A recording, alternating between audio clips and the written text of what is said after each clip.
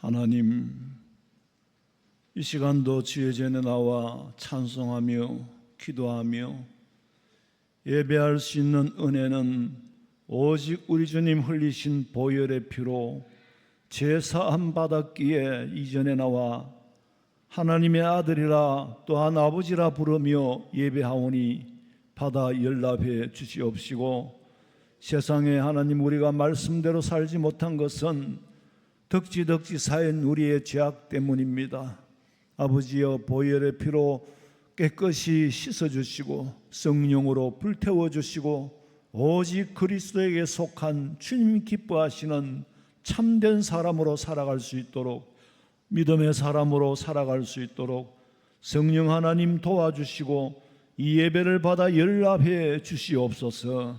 다시 오실 예수님의 이름으로 기도하옵나이다. 아멘.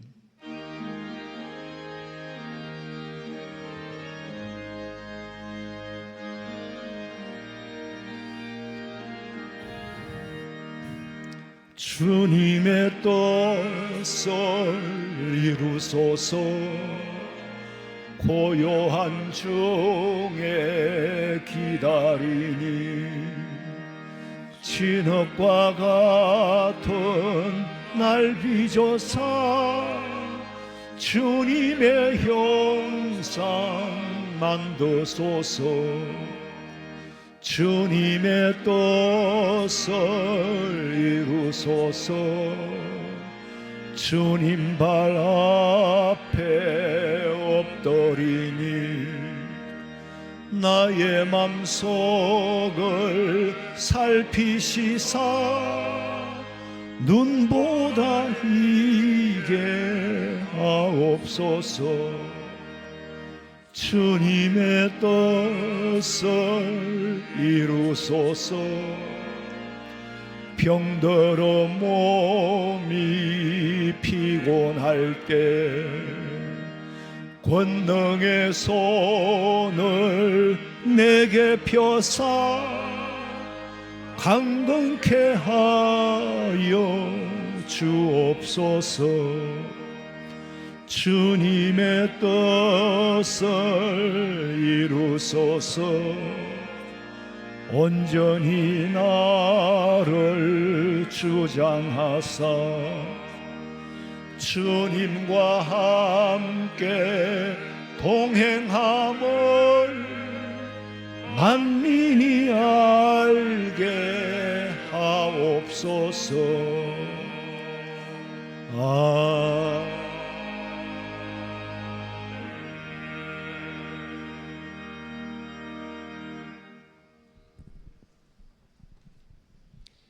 하루하루를 은혜 가운데 살게 하신 하나님 아버지, 오늘도 주님 앞에 나와 예배드릴 수 있도록 우리의 몸과 영혼을 지켜주신 아버지 하나님께 감사를 드립니다. 먼저 허물의 사하심을 받고 정결한 마음으로 예배드리기를 원합니다. 우리는 무지하고 어리석어 하나님의 사랑의 깊이를 깨닫지 못하고 마지못해 순종하는 요나와 같습니다.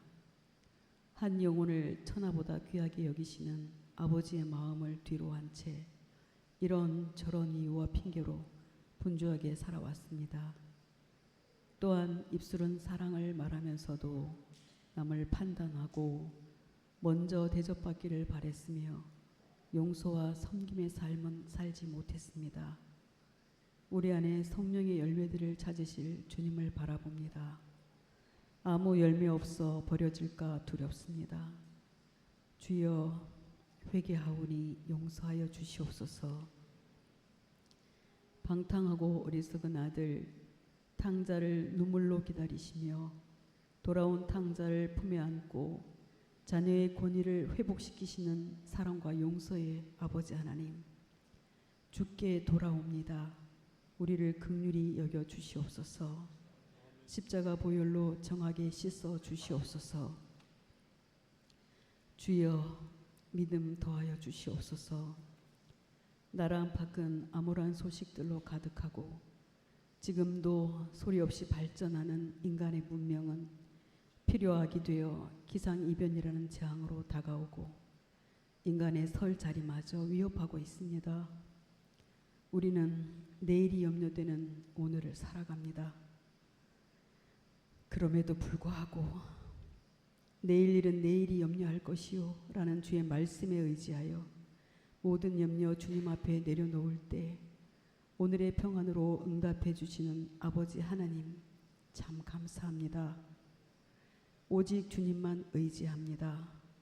어떠한 폭풍 가운데에서도 견뎌낼 굳건한 믿음 주시옵소서.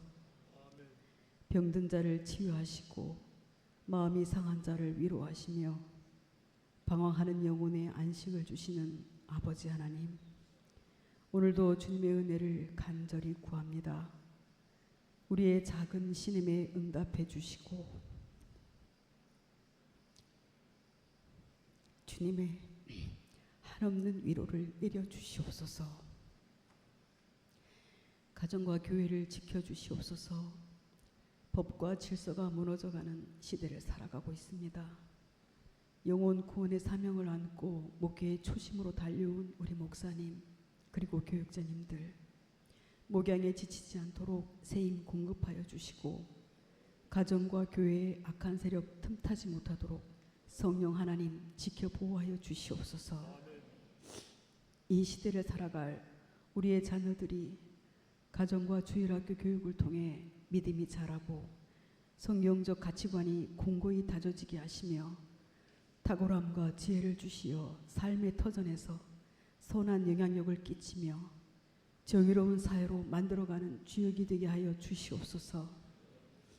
또한 성도들의 가정마다 믿음의 대를 이어가게 하시고 그 삶이 물된 동산이 되어 청청하며 결실하며 형통하는 복을 누리게 하여 주시옵소서.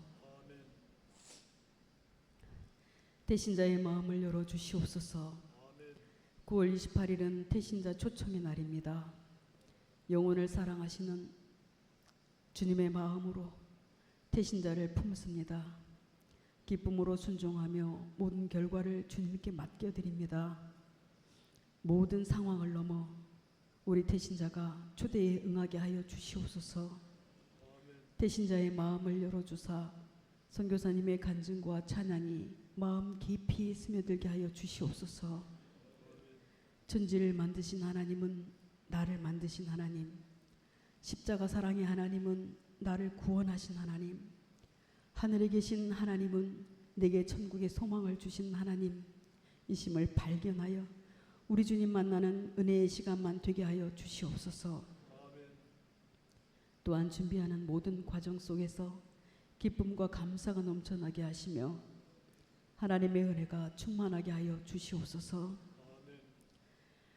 주님, 이 시간 말씀 전하실 목사님께 성령의 능력을 덧입혀 주시고 주님의 뜻을 담대히 전하게 하시며 말씀을 듣는 가운데 우리의 심령이 새로워지고 말씀에 순종하는 삶으로 이어지게 하여 주시옵소서. 마리아 찬양대가 정성을 다해 하나님께 찬양을 준비하였습니다. 기쁘게 받아주시고 하나님 홀로 영광 받아주시옵소서. 모든 말씀 우리를 구원하신 예수님의 이름으로 기도하였습니다.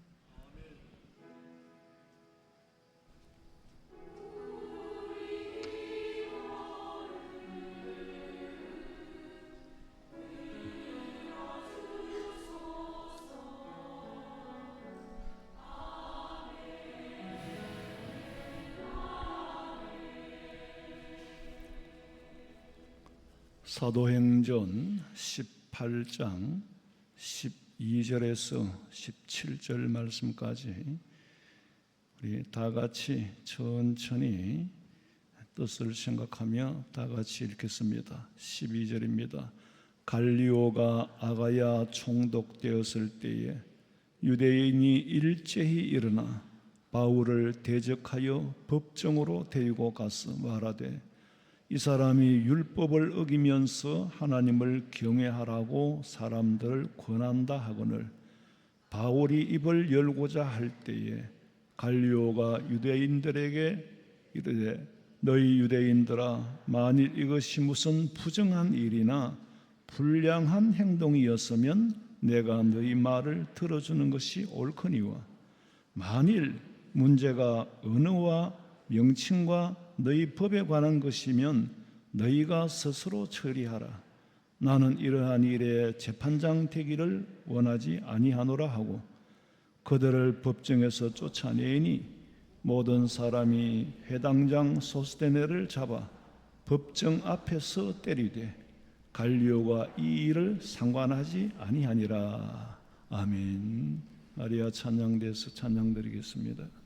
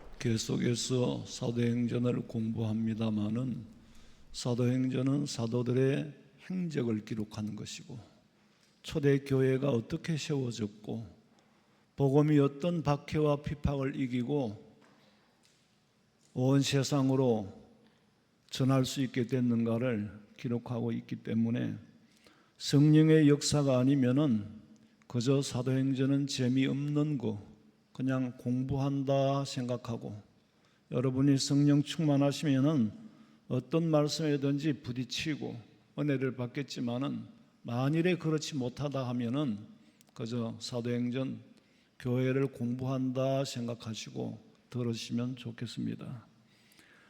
바울이 그리스 아데네스 옮겨서 아데네스에 트라우마가 있죠. 그리고 고린도로 갔어요.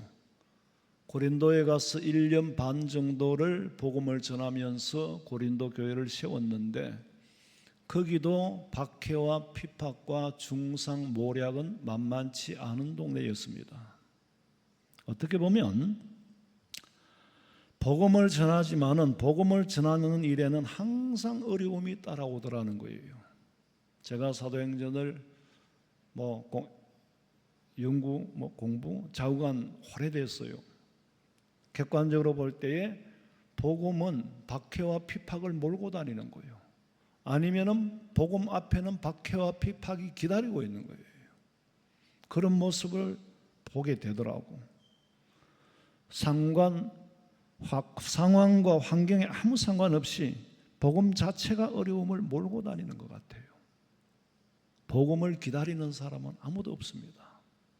갔습니다라고 전에도 거부하고, 오늘도 우리 화요일은 전도대가 한 20명 넘게 나가서 전도하고, 오늘은 보니까 우리 저 태왕 아파트 밑에 그 하천에 공원처럼 만들어 놨는데, 그래서 우리 카페 직원들이 가가지고 또 차를 끓여가지고 가가지고 오는 사람 가는 사람 전도하는 데 사용하고, 또 길 위에서 저리 내려가라고 하는데 그 좀 이렇게 내려가가 차 한잔하고 가세요 하면은 좀 내려가가 차 한잔하면 좋겠는데 아마 그분도 사정이 있겠죠.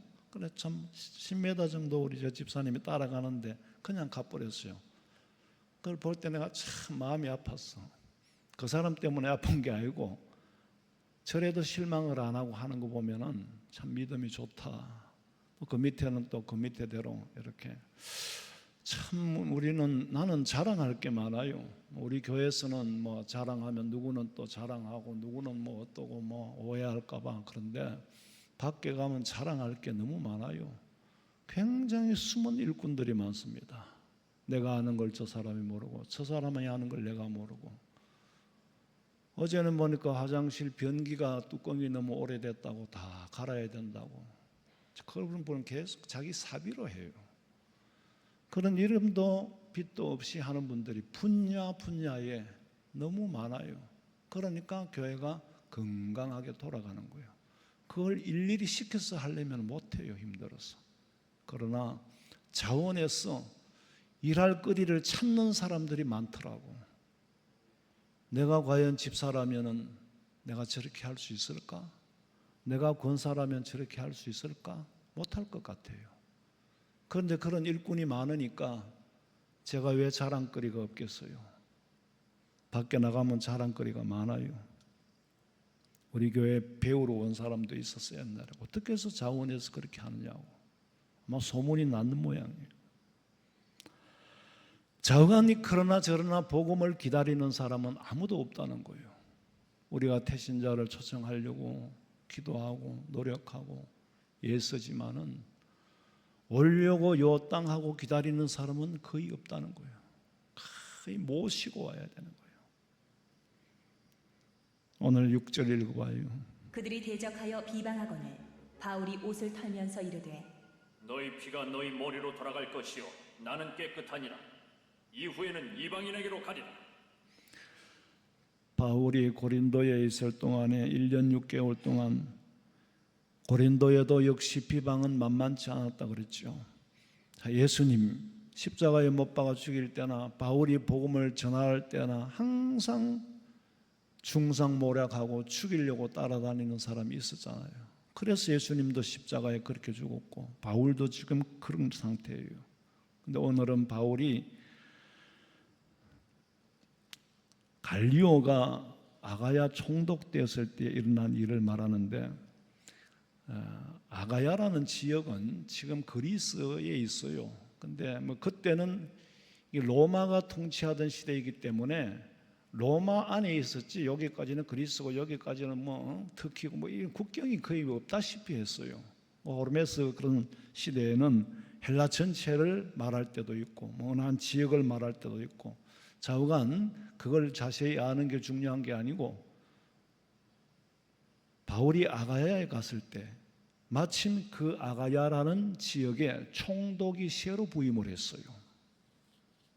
18장 12절에 갈리오가 아가야 총독 되었을 때, 이 말은 갈리오라는 사람이 아가야 총독으로 새로 부임했다는 말이에요. 그때 어떤 일이 일어났다고? 유대인이 일제히 일어나 바울을 대적하여 법정으로 데리고 가니라. 왜 하필 그때일까? 갈리오는 아가야 지역의 상황을 잘 모를 거라고 생각을 하고 그 지역의 사람이 이때다, 새로 부임해온 사람이 이 지역의 상황을 모르니까 이때 바울을 고발하고 고소해서 죽여야 된다는 거예요. 왜 법정으로 데려갔습니까? 13절에 말하되 이 사람이 율법을 어기면서, 바울이 율법을 어긴 적이 없어요. 그런데 율법을 어기면서 하나님을 경외하라고 사람들을 권한다. 이 갈리오가 들었을 때는 자기하고 아무 상관없는 일을 지금 고발을 하고 있어요. 율법을 어기는 것은 유대인 니네들 법이지 나하고 무슨 상관이 있느냐. 하나님을 경외하라고 하든 말든 그거는 니들 문제지 나하고 상관없는 문제야. 그러나 바울이 들었을 때는 이 사람이 율법을 어기면서 하나님을 권하라고, 하나님을 경외하라고, 믿으라고 권한다. 그 소리 들으니까 바울도 열을 받을 거 아니에요. 내가 언제 율법을 어겼단 말이에요. 너무 기가 막혀서 바울이 한마디 하려고 하는데 총독 갈리오가 바울의 말을 가로막았습니다. 가로막으면서 어떻게 처신을 하느냐, 14절 읽어봐요. 바울이 입을 열고자 할 때에 갈리오가 유대인들에게 이르되 너희 유대인들아, 만일 이것이 무슨 부정한 일이나 불량한 행동이었으면 내가 너희 말을 들어주는 것이 옳거니와. 바울이 너무 분해서 너무 억울해서 한마디 하려고 할 때에 상황을 종료시키고 갈리오가 대신 나서서 이 사람이 바울이 무슨 잘못을 했느냐, 무슨 법을 어겼느냐, 무슨 불량한 행동이 있었느냐, 그렇다면 니들 말을 들어주는 것이 옳거니와, 이 말은 이미 이 고발 고소 자체가 부정한 것이라는 걸 알고 있었다는 거예요. 아가야 총독 갈리오가. 이방인 갈리오가 바울의 신변을 오히려 보호해 줍니다. 예수님을 빌라도 법정에 끌고 갔을 때도 빌라도 총독이 오히려 예수님의 신변을 보호해 주려고 정말 네가 무슨 죄를 지었느냐, 거꾸로 영리적으로 옳은 말을 바로 할 수 있도록 유도를 하잖아요. 그래도 예수님은 마음은 고맙지만 나는 십자가에 죽으러 온 사람이기 때문에 죽는다고. 무슨 불량한 일이나 나쁜 짓을 했으면 니들 말을 듣는 게 맞지만은 드러나 마나 언어와 명칭에 관한 일이거나 유대법에 관한 일이라면 너희들끼리 처리해라. 이 말은 종교적인 수로나 용어를 가지고 소송을 한다면은 나는 그런 일에 재판하기 싫다, 단호히 자릅니다. 나는 그런 일에 재판장 하는 거 나는 싫다는 거예요. 그리고 그 재판장에서 내쫓았어요. 언어라는 말은 종교상 교리를 말하는 거거든요. 명칭은 예수님을 메시아라고 부르는 거, 예수님을 그리스도라고 부르는 게 잘못됐다는 거예요. 갈리오가 들었을 때는 로마인으로서 아무 상관없는 일이라. 그러니까 니들끼리 알아서 해 그러고 내쫓았어요. 그랬더니 유대인들이 회당장 소스데네라는 사람을 잡아가지고 갈리오 총독이 보는 그 재판 자리에서 들고 패고 때리고 난리가 났어. 그걸 보고도 갈리오는 아무 상관하지 않고 니들 마음대로 해라, 때가 치기든 살리든 니들끼리 알아서 해라. 바울에게는 죄가 없다는 걸 알았어요. 근데 왜 그러면 회당장 소스데네를 때렸을까? 소스데네라는 사람은 그리스도의 후임자예요. 고발인의 대표예요. 자, 바울은 이게 해당장은 고소자의 대표인데 사람들을 끌어모아 왔단 말이에요. 와서 이 사람이 소송을 하면은 재판장이 받아서 바울에게 사형 선고라도 내릴 줄 알았는데 그렇지 않거든요. 그때 아가야 지방의 갈리오라는 사람이 쉐로 총독으로 부임한 틈을 타서 바울을 고소했다고 했죠.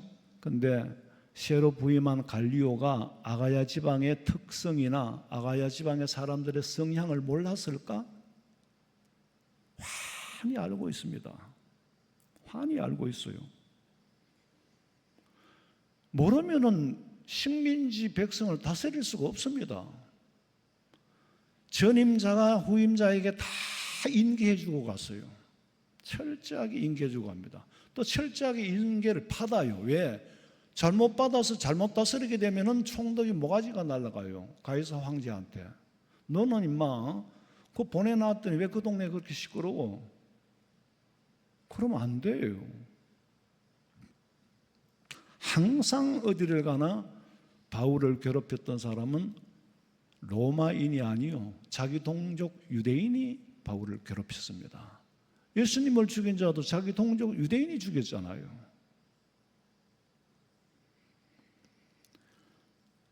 이 바울을 쳐 죽여야 되겠는데 기회를 찾지 못하다가 쉐로 부임한 틈을 타가지고 이 갈리오라는 사람은 이 지방의 상황은 아무것도 모를 거라는 생각을 가지고 고소를 했는데 가능하면 죽여버리려고 했지만 그게 얼마나 어리석은 생각인지 좌충수를 둔 거예요.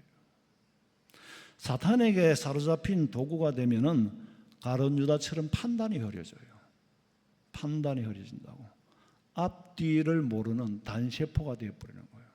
단세포가 돼서 자기는 생각한다고 하는데 사실 앞을 모르고 뒤를 모르고 하는 행동이에요. 왜? 사탄에게 사로잡혔기 때문에. 가룟 유다가 그 회개 잘하고 똑똑한 사람이 그 속에 마귀가 들어가 보니까 단세포, 아무 생각이 없는 사람이 돼버린 거예요. 단순한 사람이 돼버린 거예요.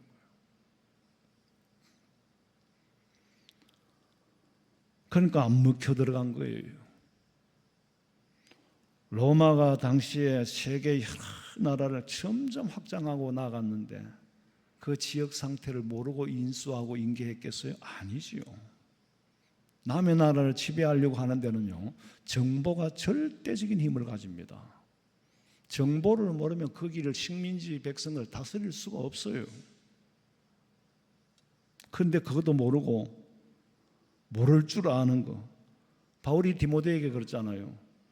너는 이런 사람을 조심해라. 구리장색 알렉산더와 같이 이런 사람은 내가 복음 전하는 일에 해를 많이 입혔느니라. 그러니까 조심하라고 일러주는 거예요. 갈리오 이전의 총독이 갈리오에게 그 동네에 일어나는 유대인들에게 일어나는 주로 아마 이런 종교적인 문제 때문에 일어날 거고 다 전했어요.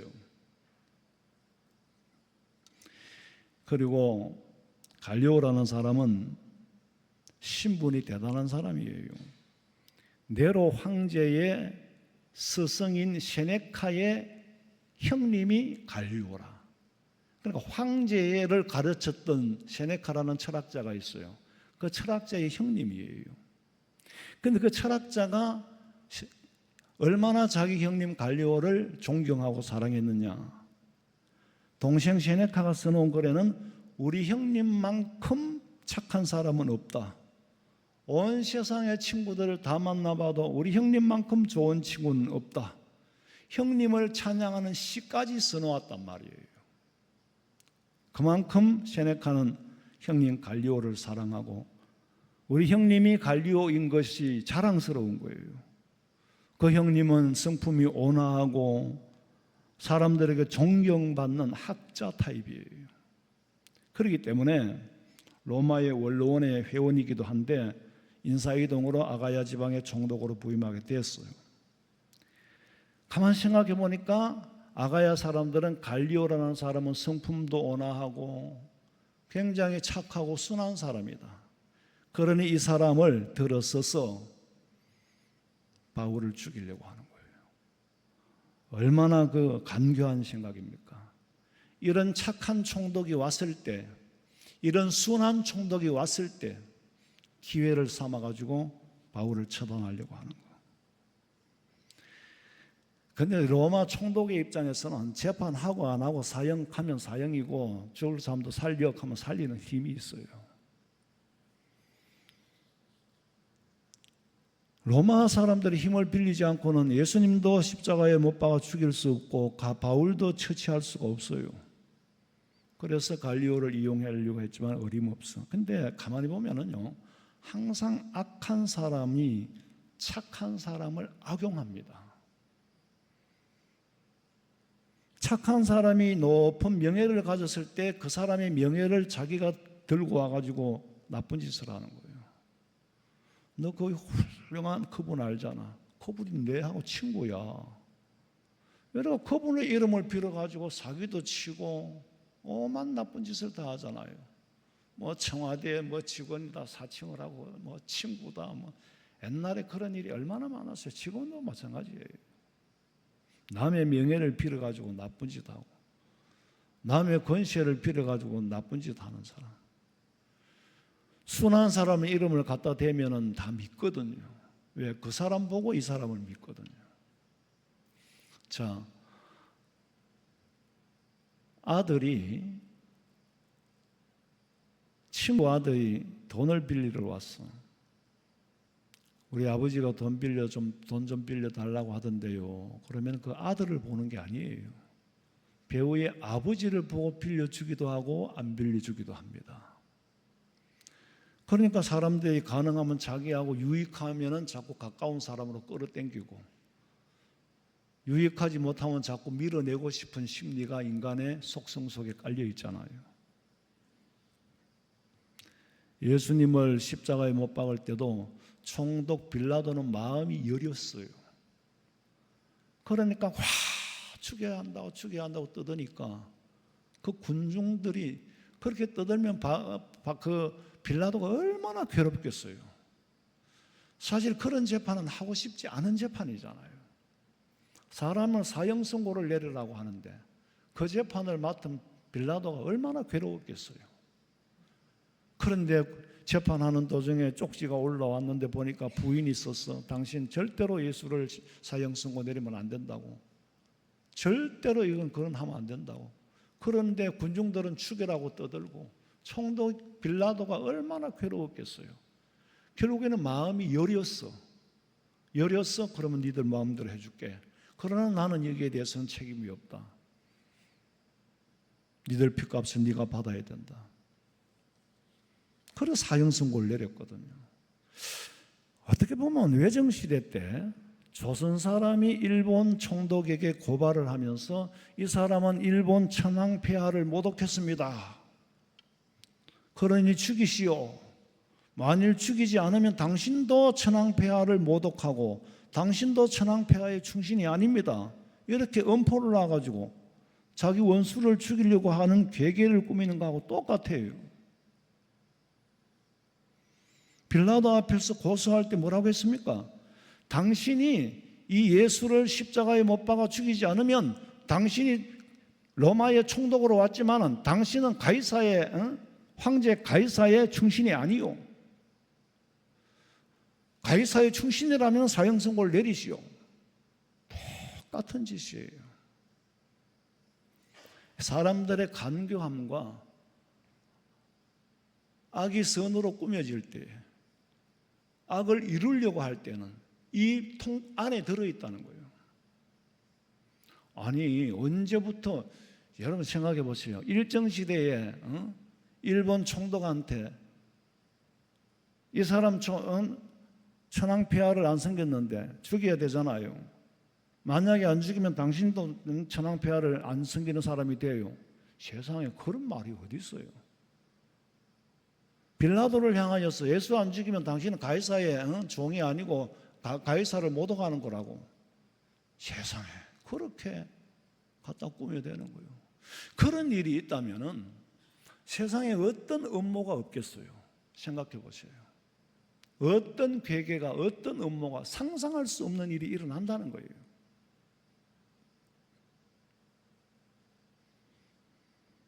자기가 아주 가이사의 황제의 충신인 것처럼 아첨을 하는 거예요. 예수를 안 죽이면 당신은 가이사의 종이 아니라는 거예요.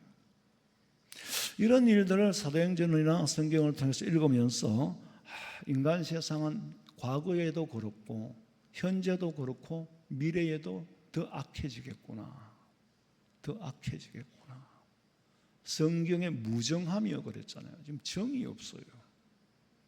부모 자식 간에도 정이 없고 정이 없다니까. 이게 무정한 시대가 왔어요.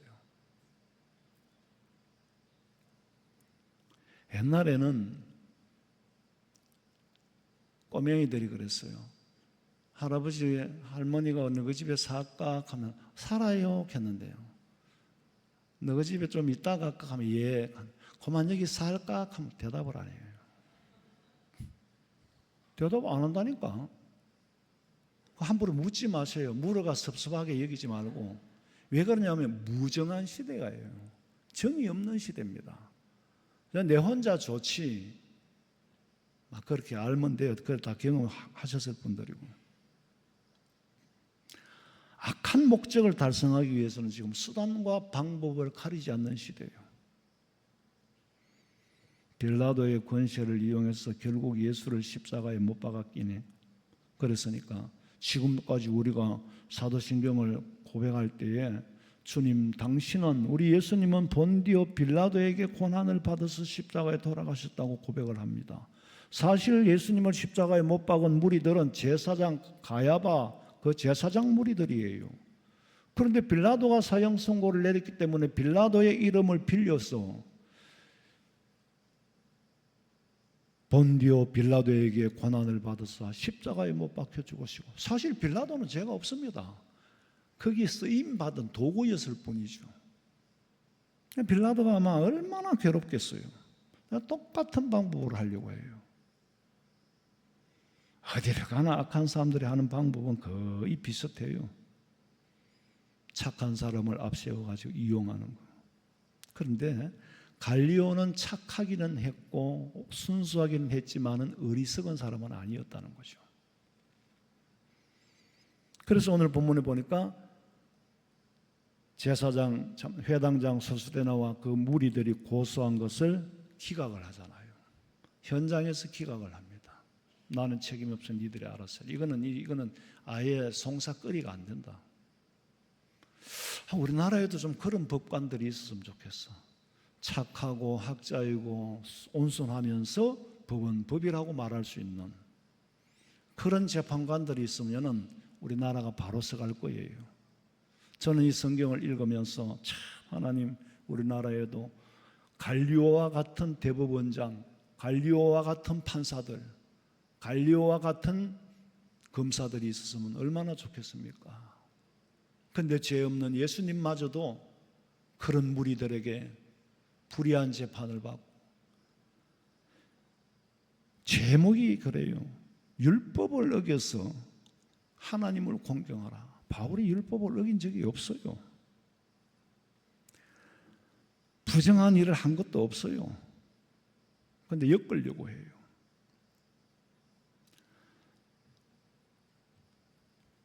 가만히 보면은 소수대네를 현장에서 때린 거는 바울을 죽이지 못한 분풀이에요. 네가 고소하면은 틀림없이 사형 선고를 내릴 거라고 믿고 우리는 따라왔는데 현장에서 기각되는 걸 보니까 때리고 싶은 거는 바울인데 바울은 죄가 없으니까 때릴 수가 없어요. 그러니까 법은 니들끼리 해결하라니까 회당장 소수대네를 때릴 수가 있어. 그건 저거들 법이니까.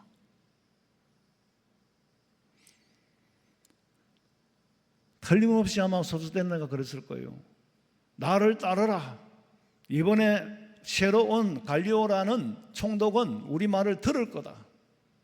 그리고 바울을 핍박을 하든지 잡아 가두든지 죽일 거라라고 군중들을 떼를 모아가 끌고 와서 고소를 했는데 현장에서 기각이 되어버렸으니까 와 덤벼, 이러려고 우리를 데리고 왔느냐, 이러려고 사람을 끌어모아가 데리고 왔느냐. 그러니까 회당장을 때리는 거예요. 믿고 왔는데 이게 뭔 꼴이냐 이게. 무슨 꼬라지가 이런 꼬라지가 있느냐 이거죠. 그래서 제가 언젠가도 말씀드렸지만은 소크라테스의 철학에서는, 정치 철학은 민주주의는 옳지 않다 그랬어. 뭐 옳지 않다라고 한다기보다 좋은 게 아니다. 왜? 소수자가 앞장서서 다수를 선동하면은 다수가 손을 들게 되는 거예요. 다수가 손을 들은 그게 다수가 민주주의라는 거지. 그러면은 판단 없는 사람도 따라가게 돼 있어요. 누구를 따라가요? 선동꾼을 따라가게 돼 있어요. 선동꾼을 따라가는 거. 여러분 벨게이들을 보면은요 전부 무지한 사람들이 따라갑니다. 내용을 모르면 대화도 안 돼요. 세상에 불만이 많고 불평이 많은 사람의 무리들이 이 나라에 더 많다라는 걸 알아요. 속성을. 어지간한 사람은 나는 가난하다고 생각을 하거든. 사실 돌아보면은 6.25 직후에 얼마나 그전은 말할 것도 얼마나 처참하고 가난했습니까? 어떤 때 보면 우리가 동남아 같고 어떤 때 보면 아프리카 같고, 그게 아주 옛날 얘기가 아니요. 6.25 이후로 태어난 사람들은 다 돌아보세요. 어릴 때 돌아보세요. 그러면 지금 아주 잘 사는 겁니다. 그런데도 나는 잘 산다고 생각을 안 하고 내보다 더 잘 사는 사람들을 볼 때에 원망과 불평이 많은 거예요. 시기와 질투가 많은 거예요. 그래서 이렇게 될 바에 한번 뒤집어져 버리라는 거예요. 세상에 뒤집어져 버리라 하는 사람의 숫자가 더 많으면 그 꼬라지가 나라가 되겠어요? 그래서 총체적인 난국에 처해 있어요. 이발소에 갔더니 뭐가 어떻고 저떻고 그러더라. 여보시오, 지금 사회주의가 돼간지 모르고 있어요? 알게 모르게 지금 우리 사회에는, 우리나라에 사회주의가 많이 들어왔어요. 이미 정착을 했어요. 그런데도 그런 줄 몰라요. 가장 쉽게 제가 늘 말씀드리는 게 급식, 암만 부자라도 급식을 다 하는 거예요. 똑같이 하는 거예요. 그게 사회주의가 하는 일이지. 지금 급식 끊는다 하면 학부형들 난리 날걸? 이미 사회주의가 물들었어요. 언제부터? 김대중이 때부터 틀을 깎았고 노무현 때부터 만들었고 문재인은 시행을 했고, 나라가 그래서 이 꼬라지가 된 거잖아요. 목사님, 나라가 뭐 어떻게 됐단 말입니까? 어떻게 된지 몰라요? 한번 두고 봐요. 이대로 가면은 눈에 환하게 불 보듯이 보입니다. 나는 상관없다. 아니에요. 나라 망하고 나면 있는 사람이나 없는 사람이나 사회주의가 되면은 다 아무 의미가 없어요. 나는 나라 살리는 사람은 아니니까 나도 살려야죠. 그러나 제가 하는 일은 영혼을 구원시키는 일에 쓰임받아야 되고 다음 세상을 준비시켜야 되는데, 이 땅에 사는 동안에는, 네가 그 나라에 사는 동안에, 그 성에 사는 동안에는 그 성을 위하여 기도하라 그랬거든요. 사회적으로 나는 사회 지도자예요. 정부에서 봤을 때는 종교 지도자이면서, 여러분 기독교인은 대한민국 국민이 아닙니까? 옛날에 광화문에 집회할 때 교회 이름을 들고 나갈 필요가 없어요. 우리는 교인이기 전에 국민입니다. 국민으로 떠드는 거지 교인으로 떠든다고? 우리는 교회는 교회를 위해서 떠드는 게 아니에요. 그가 떠드는 거는 나라를 위해서 떠드는 겁니다. 국민의 자격으로 떠드는 거예요. 그런데 교회 이름을 달고 이제 교회를 핍박하는 거야. 교회가 정부한테 뭐 우했단 말이에요. 옛날에 검찰청에 다닐 때도 그랬어요. 교회가 얼마나 사회 악을 예방하고 있는지 아느냐고. 주일날 교회 안 끌어모으고 다 풀어놓아버리면은 얼마나 더 사회가 복잡해지고 얼마나 혼란스러워지고, 최소한으로 예수 믿는 사람은 안 믿는 사람하고는 도덕 기준이 다르다. 이런 사람들이 교회가 한국에 있기 때문에 이만큼이라도 질서가 유지된다는 걸 알아야 된다.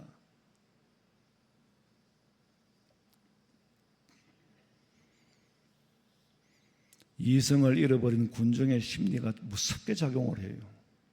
그걸 따라가는 게 중우정치라 그러죠. 그리고 사람이 이성으로 감정을 다스려야 할 때도 있고, 이성이 감정을 다스릴 수 있다면 죄는 훨씬 줄일 수 있거든요. 대부분의 죄는 감정 때문에 짓는 겁니다. 때로는 이성을 쫓아 살아야 할 때가 있고 때로는 감성을 쫓아 살아야 할 때가 있어요. 너무 이성을 쫓아 살면 정이 없잖아요. 또 너무 감정에 쫓겨 살게 되면 논리가 없어요. 그래서 내가 우리 부목사들한테도 그런 얘기를 해요. 사람이 살면서 어떤 때는 감정으로 처리해야 될 때가 있고 어떤 때는 이성으로 처리해야 될 때가 있다. 하기는 싫지만은 내 마음은 하기 싫지만은 이성이 해야 된다 하면 해야 되는 거야. 이성이 하라고 하지만은 감정이 안 따라주면 또 못할 때도 있어요. 그래서 이성과 감성이 하나가 되면 얼마나 좋겠습니까마는 때로는 해야 되는 일인 줄 알면서도 기분 나빠 안 하겠다는 거죠. 그건 감정을 쫓아 사는 사람이거든. 너무 이성을 쫓아 살아도 안 돼. 그래서 균형을 이룬 사람이 원만한 사람이다. 그렇게 말하는 거예요. 이걸 판단을 할 줄 아는 사람이 원만한 사람이에요. 기분은 이렇지만은 이래서는 안 돼. 기분대로 하면 사람들이 자기 기분대로 살면 안 되잖아요. 또 너무 이성적으로 살아도 안 되잖아요. 그 균형을 이루는 게 원만한 사람이에요. 그런 사람이 인격자예요. 감성과 이성이 서로 다를 때는 냉정하게 판단을 해야 돼요. 내가 후회하지 않을까? 후회하지 않을까? 근데 그걸 다 조절하고 사는 사람은 없어요. 근데 제가 성경을 읽으면서 교법사 가말리엘을 굉장히 존경을 합니다. 왜 그러냐면은 베드로가 전도할 때에 유대인들이 베드로를 잡아 죽이려고 사도들을 잡아 죽이려고 떠드는 거예요. 그때 교법사 가말리엘이 뭐라고 했느냐? 사도행전 5장 35절에 보니까 이스라엘 사람들아 너희가 지금 이 사람들 사도들에게 대하여서 어떻게 행동할 건지 조심해서 해라. 조심해서 해라. 왜냐하면은 옛날에도 드다라는 사람을 쫓는 사람이 많았어. 이단을 쫓는 사람이 많았어. 그런데 드다가 죽고 나니까 없어지더라. 왜? 가짜니까. 그런데 예수가 진짜라면은 죽고 나서도 예수를 따를 무리들이 생길 거고 예수가 가짜라면은 저절로 없어질 건데 너무 서두르지 마라. 너희들이 만약에 예수가 진짜라면은 그 진짜인 예수님의 사도들을 죽인다? 너 예수가 진짜라면 어떡할래? 그러니 조심해라. 교법사 가말리엘은 이성과 감정을 조화를 이루고 굉장히 객관적으로 냉철하게 판단할 줄 아는 사람이라는 거예요. 제가 볼 때는 그렇잖아요. 진짜 뭐 어떡할래? 그 좀 행동 좀 조심해서 깊이 생각하고 해라. 너 후회할 짓 하면 안 돼. 그러니까 어떻게 하려는지 조심해라. 예수가 가짜라면 암만 떠들어도 저절로 죽고 없어질 거야. 옛날에도 그런 거 많았어. 그러니까 조심해. 예수님 당시에도 이단들이 많았잖아요. 가짜 예수가 많았어요. 예수님이 태어날 때도 처녀들이 행여나 내 몸으로 통해서 예수님이 잉태될지도 모른다. 그리고 처녀들이 시집도 안 가고 기다렸다 그러잖아요. 근데 그 당시에도 별일들이 다 있었어요. 지금 있는 일이 그때도 있었고 그때 있는 일이 지금도 있고 새로운 건 없다 그랬어.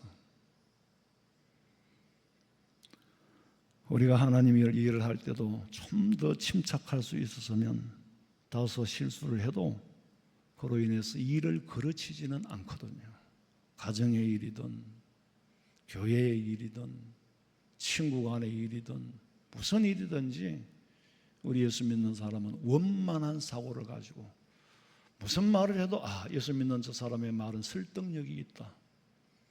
마음이 기본이 근본이 바로 되어 있는 사람이구나. 그래서 옳고 그름을 분별할 줄 아는 사람이구나. 그러면 전도가 돼요. 그러면 전도가 된다니까. 흩은 사람이 아니다. 교회 안 나온다 할지라도 막대고 무시는 안 해요. 그렇습니까? 예. 그렇게 따르게 된다고. 자, 오늘 전도주의를 위해서 이게 기도 제목이 있는데 세 가지씩 하면 앞에 제목 다 잊어버려요. 그러니까 10가지를 우리 한꺼번에 읽고, 아유 글자가 조금 축소, 이게 한꺼번에 다 얹어내 보여요? 안 보여도 할 수 없어. 이거 안 가도 이거 교과서 안 갖고 다녀요 이거? 그게 할 말 없잖아. 이거 갖고 다니라 그랬는데 안 보여도 보이기는 보여요? 아니 말씀 좀 해봐요. 예? 보입니까? 눈도 밝다. 그럼 됐네.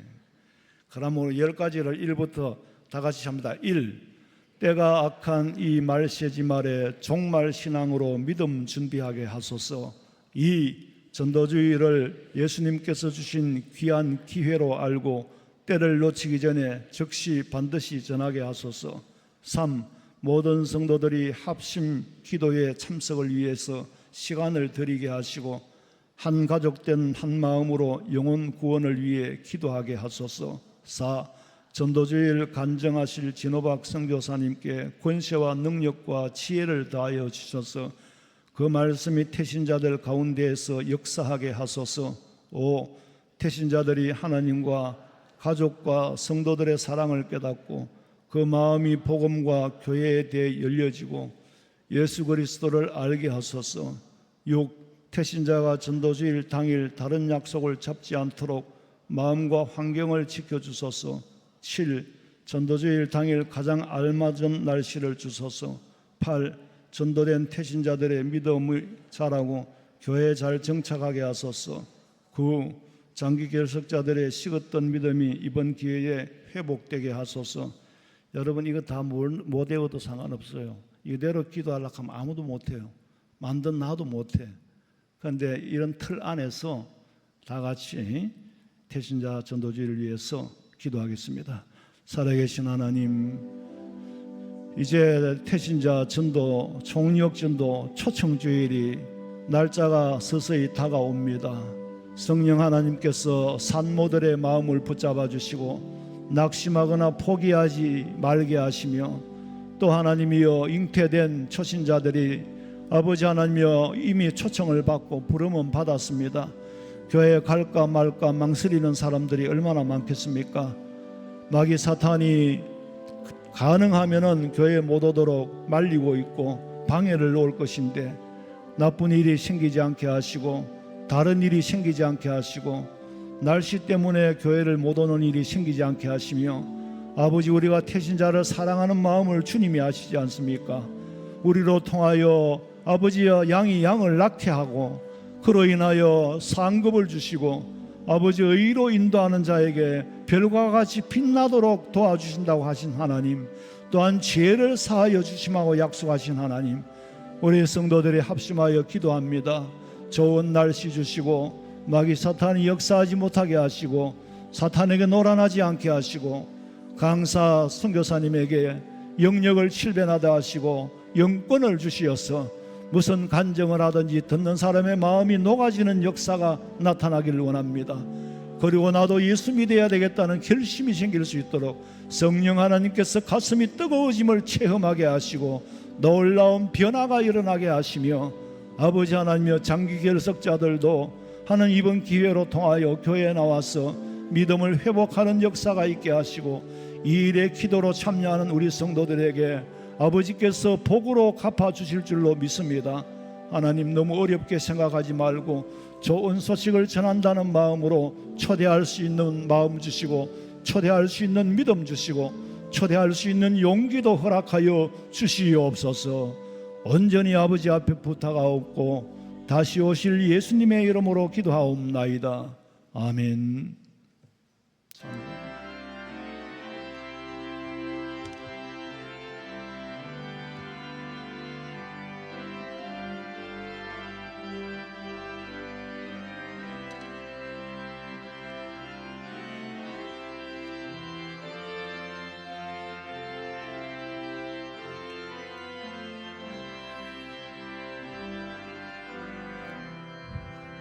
주말개미 내가 편안히 쉬네, 밤 깊고 비바람 불어쳐도